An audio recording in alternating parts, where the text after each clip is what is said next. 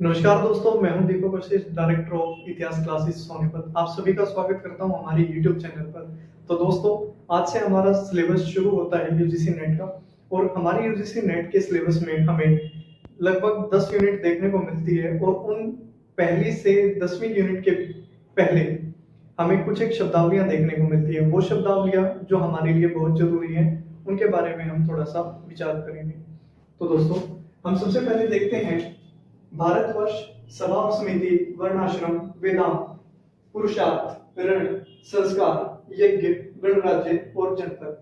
हम इन सभी को एक एक करके एक्सप्लेन किया करेंगे। हमारी लगभग 100 से लेकर 150 शब्दावलियां देखने को मिलेगी। हम इन शब्दावलियों को धीरे धीरे आगे बढ़ाएंगे। हमारे यूजीसी नेट के सिलेबस में जिस प्रकार से दी गई है, हम उसी के सीक्वेंस में आगे बढ़ते रहेंगे। हमारी जो क्लासेस रहेंगी वो केवल यूजीसी नेट के लिए ही नहीं, बल्कि हिस्ट्री से जुड़े हुए अन्य एग्जाम्स के लिए भी उपयोगी रहेंगी। ठीक है, तो दोस्तों, इसमें हम अगर एक्सप्लेन करें भारतवर्ष, भारतवर्ष से अभिप्राय भरतों के देश से है। दूसरा, अष्टाध्यायी में एक प्रदेश के रूप में भारतवर्ष को देखा जाता है। तो दोस्तों, हम क्या देखते हैं, सबसे पहले हमें एक शब्दावली देखने को मिलती है भारतवर्ष। इसका जिक्र कहां पर मिलता है? हमारा अष्टाध्यायी में एक प्रदेश के रूप में, या फिर मनुस्मृति भागवत पुराण में देव निर्मित देश के रूप में भी भारतवर्ष को जाना जाता है। पौरव वंश के राजा दुष्यंत के पुत्र भरत के रूप में भारतवर्ष को जाना जाता है। इसके अलावा विष्णु पुराण में समुद्र के उत्तर में और हिमालय के दक्षिण में भारतवर्ष को बताया गया है। जो हमारा विष्णु पुराण है उसमें भारतवर्ष का जिक्र किया गया है। और उस जिक्र में क्या आता है कि समुद्र के उत्तर में है और हिमालय के दक्षिण में भारतवर्ष बसा हुआ। दोस्तों, हमारी जो अगली शब्दावली रहेगी सभा और समिति। सभा और समिति एक वैदिक काल की जुड़ी हुई दो संस्थाएं हैं।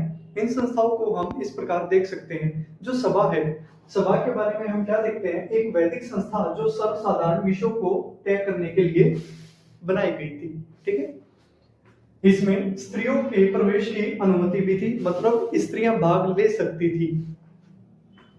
समिति यह सार्वजनिक विषयों की देखभाल करने के लिए केंद्रीय प्रशासकीय संस्था थी। मतलब जो साधारण लोगों के लिए विषय तैयार किए गए थे, उनकी देखभाल के लिए जो संस्था बनाई गई थी, वो क्या है हमारी? वो है हमारी समिति। फिर हम बात करते हैं वर्णाश्रम की। यह दो शब्दों का संयोजन है, वर्ण और आश्रम का। वर्ण और आश्रम किस प्रकार से है? वर्ण सामाजिक कार्य या गुण, आश्रम जीवन के विभिन्न चरण।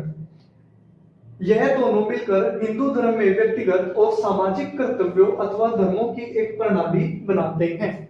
ये दोनों मिलकर क्या करते हैं? हिंदू धर्म में एक सामाजिक और व्यक्तिगत कर्तव्यों की, धर्मों की एक प्रणाली तैयार करते हैं। जिसमें सामाजिक वर्ण कौन कौन से हैं? ब्राह्मण, क्षत्रिय, वैश्य और शूद्र। इसमें ब्राह्मण में कौन कौन आएगा? उसमें आएगा शिक्षक वर्ग, पुजारी वर्ग या फिर विद्वान लोग। नेक्स्ट, क्षत्रिय, शासक और योद्धा क्षत्रिय वर्ग में माने जाते हैं। फिर हमारा आता है वैश्य वर्ग। वैश्य वर्ग में किसी भी प्रकार का कोई व्यापारी, कृषक, कारीगर आदि शामिल हैं। शूद्र, श्रमिक और सेवक वर्ग शूद्र में शामिल किए गए हैं।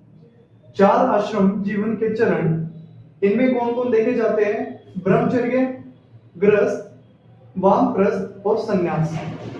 इनमें अगर हम देखें तो विद्यार्थी जीवन को ब्रह्मचर्य में रखा गया है, जिसका समय होता है बच्चे के जन्म से लेकर 25 वर्ष की आयु तक। इसके अलावा गृहस्थ में पारिवारिक जीवन आता है, जो 25 वर्ष से 50 वर्ष की आयु तक हमें देखने को मिलता है। वानप्रस्थ, सामाजिक कार्यों से सेवानिवृत्ति। मतलब जब वानप्रस्थ का समय आता है, उसमें व्यक्ति का क्या होता है? सेवानिवृत्ति की ओर वो बढ़ने लगता है। यह 50 से 75 वर्ष की आयु मानी गई है। संन्यास आश्रम, संन्यास आश्रम में मोक्ष प्राप्ति के लिए संसार का त्याग बताया गया है और इसकी आयु जो है 75 से 100 वर्ष की तय की गई है। तो दोस्तों, इसी प्रकार से हम आगे बढ़ते रहेंगे, शब्दावलियां बताते रहेंगे, संकल्पनाएं, विचार और अवलियां हमारी चलती रहेंगी। लगभग 100 से 150 हमारी ये सभी हैं। आज हमने कुछ एक कम की हैं, लेकिन हम आगे चलेंगे तो नेक्स्ट वीडियो में हम आगे बढ़ते रहेंगे और लगभग 10 संकल्पनाएं, विचार और अवधियां आपके सामने रखेंगे। तो दोस्तों मिलते हैं अगली वीडियो में। हमारी वीडियो को लाइक करें, हमारे चैनल को सब्सक्राइब करें और शेयर करें।